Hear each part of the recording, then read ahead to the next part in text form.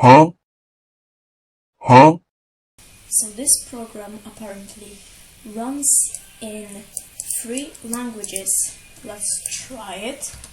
GCC hello world.py.c output AXA A. Okay. Now let's try it with G++.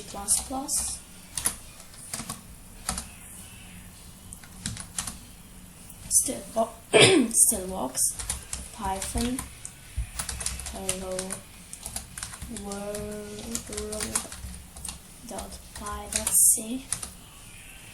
And how does it work? So this is how C sees it.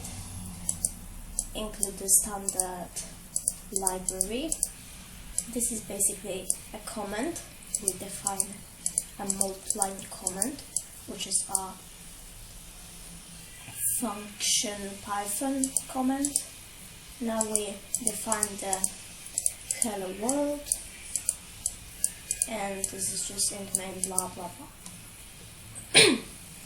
And we're calling the function.